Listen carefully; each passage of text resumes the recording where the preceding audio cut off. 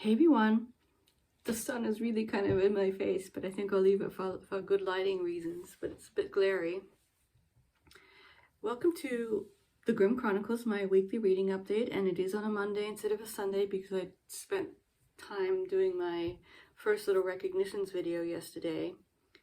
So, in terms of my reading for this week,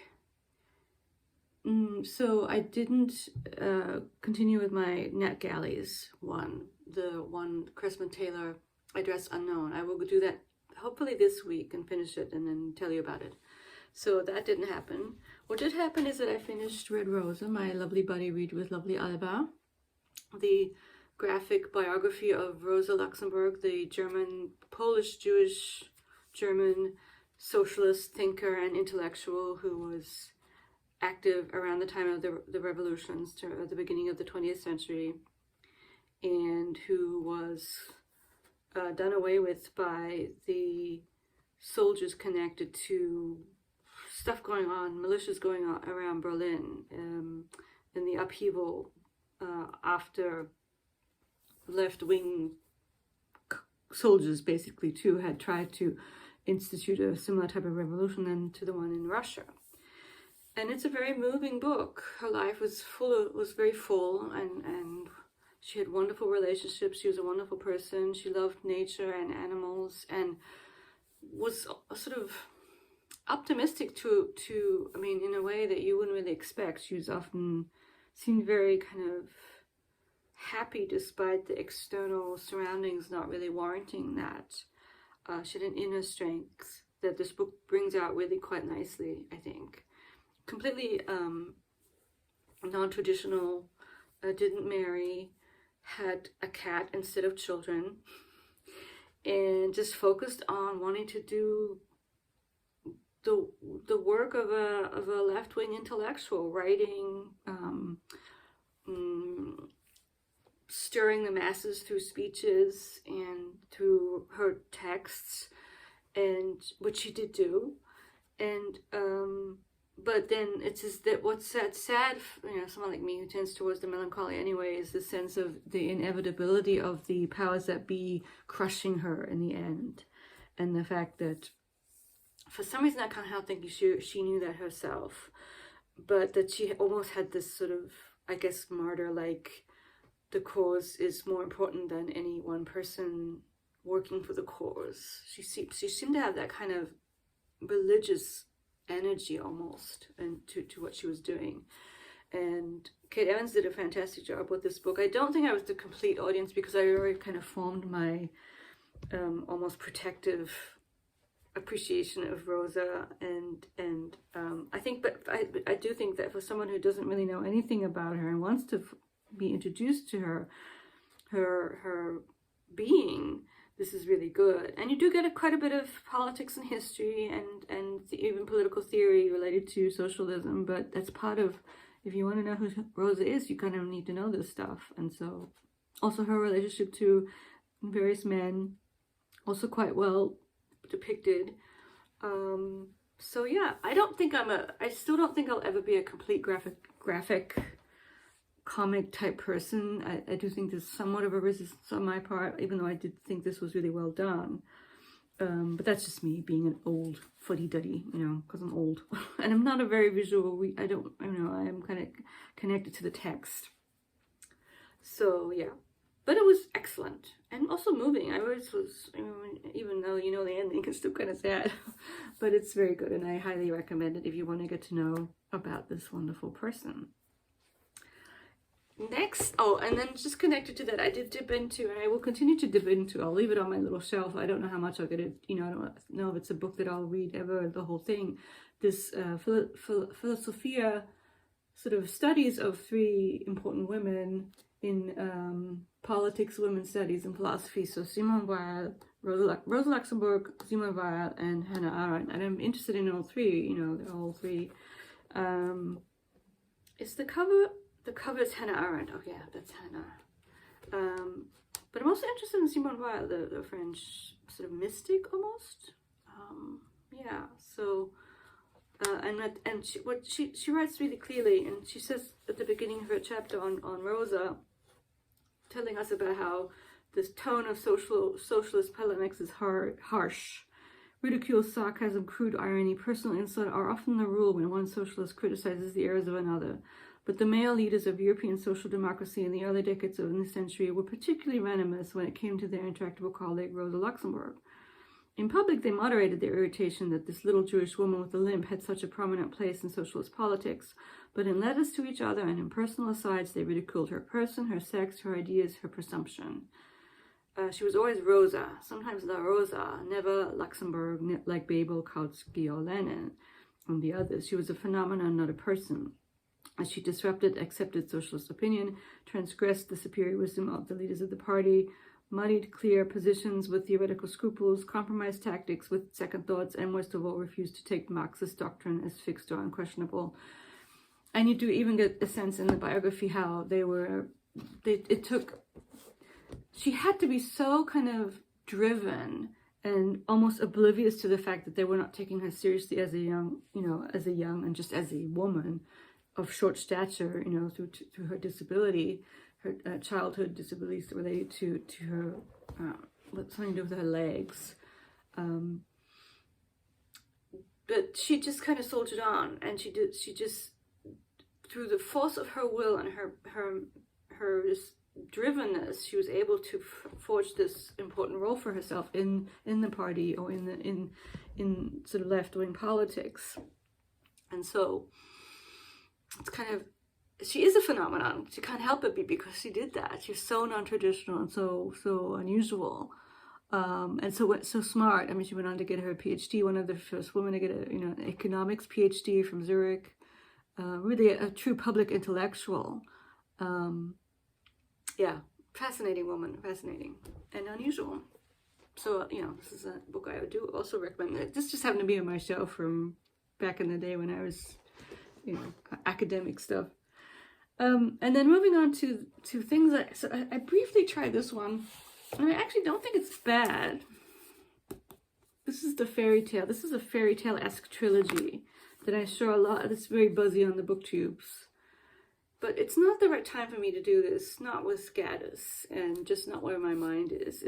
I do have to be in the right kind of mood to be able to take, even the high fantasy that I'm continuing to enjoy, Gardens of the Moon, Steve Eriksen, the Mallows and stuff, that one's actually easy to take. For one thing, I'm listening to it, so it's sort of like a bit of a break from reading. But high fantasy has this sort of, for me at least, I am able to just escape into that world, whereas fairy tale stuff has a harder time. I have to be in, I get a little irritated with it, probably because of teaching it. I don't know exactly why. I'm not like Sean who never hates everything to do with fairy tales. Of course not. I do think it's interesting, but I'm not that much of a reader of retellings. But actually, it's not bad, so I might come back to it. So I'm just going to put it on hold. And of course, Gaddis continues. It's been a little bit harder with, I'm reading it with this one, and then I have the Kindle, or the iPad with the Kindle app on it. Going back and forth is a little frustrating. I do prefer reading it in the book because I think I read more closely. I think on the Kindle I do read it and I enjoy it, but I find it harder to retain stuff from the book, from the Kindle. I forget. It's very strange. Like, I'll go back to the book and I'll read the same passages and it'll almost be like I'm rereading it. Oh no, I haven't read it before, and I have. So there's a little hard to negotiate reading it in these two different manners. And another thing with the Gaddis is that you could spend so much time with this fantastic reading guide that this Gaddis scholar and in general scholar Steve Moore has done on the internet. There's a magnificent reading guide that gives you a lot of the background. Every page has allusions to artwork, music, poetry, literature, and you could spend a lot of time there too, and that would slow it down even more, I think. I go there and check things out, and it's fun, but if you did that all the time, I don't know, you'd never get done. So yeah, to establish where I'm at, I'm on page 636, and so I have about 300 exactly 300 pages, a little less than 300 pages to go. So good. That's, I mean, and normally that's like another book, but for this book that is so long, 300 doesn't seem like that much. I could do it hopefully pretty soon, within the next, weeks or so. I'm not gonna, still kind of sticking with about 10 a day, but yeah, I am at the point with however much I love it, and I am still loving it, and I'm really enjoying our interactions on Twitter with the hashtag Gaddis21. I still kind of want it to. It is a long slog, and so yeah, I don't know, because it was funny when I did the Overjans on the anniversaries, which was set up as a diary. It was sort of like the fact that it took that long. It was broken up into bits, and it's not just So you had your assignment for every day, played from the book itself, the diary entries, and that was really, really helpful to me, even though it did take me a whole year to read it. But it was sort of fine to just read that entry and then read something else. Unfortunately, I've had to email the people at the journal that I will not be able to review the book that they sent me, and I'm not going to tell you why or what the book is. You can surmise, reasons, but I'm not going to review that book. I cannot do it. If it were a book I had just picked up on my own, I'd tell you all about it, but because it's not, I won't. It's just to say that that's not going to work out. I'm not going to write a review of that book for the journal. Maybe a different book one day. We'll see. And in other news, well, I've already mentioned Gardens of the Moon is going. It's also slow, but I think I'm on chapter 18 of 24, so we're getting there. I'm taking my time. And then I've been doing a little bit of my journaling and my bullet journaling. I don't know if people out there do bullet journaling. So I did go back to the kind of creator of the journal, Ryder Carroll, and his book. I actually did purchase his book on the Kindle, although I'm kind of thinking I would like a book version of it, just to get set up with the bullet journal and his sort of system, which I do think is useful, and I do think he's quite well written about it, and thoughtful about it. His persona, some people think he comes off as a little condescending and annoying. Actually, apparently his father is Jonathan Carroll, who's a writer. Anyone know him? But for me, it is useful, although I do find myself being a kind of obsessive type person. It never quite fitting exactly how I need things to be, but that's the whole point of the bullet journal, is that you're supposed to make it fit what you need it to be. It's flexible enough so you can, do it the way you want to a certain extent. Anyway, so that's another book that I am reading, and kind of I basically looked at what I need to look at in the book, so I'm getting there. So that's another book, a self-helpy type book, planning your life type book. And yeah, I think that's all I have for you guys today. And I don't know if I'll pick something new up. Well, I'm going to do the Nat Galley this week, the Craftsman. I saw that Sean, the Bookmania, had posted a read-along pile of possibilities, or he's actually going to read his 10 books. And it's a read-along from Katie, Victoba Katie. Sorry, I'm not doing a good job with her name. And it's books written between 1900 and 1950. And so I already picked out a pile that are actually just part of my TBR that fit that criteria. And there's quite a few of them. And maybe they'll just get prioritized, for along or after this book. And then I afterwards realized I could probably do the same thing with my German TBR. At least some of them are probably fit that same time period. So, just as another pile of possibilities for people who are interested in reading another German novel of some kind. So yeah, I think I'm going to leave it at that. Hope everyone is doing well. And please leave your comments, even if it's just to say hi.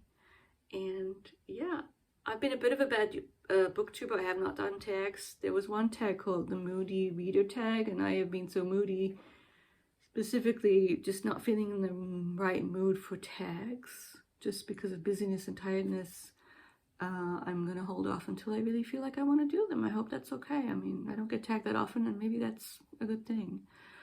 A little bit, I'm a little bit to the side of some of the stuff going on, because, that's just life. Busy, you can't do everything. No FOMO, not really. Just, I'm doing my thing. I'm trying to read this big chunky book. Anyway, I'll talk to you soon. Bye-bye.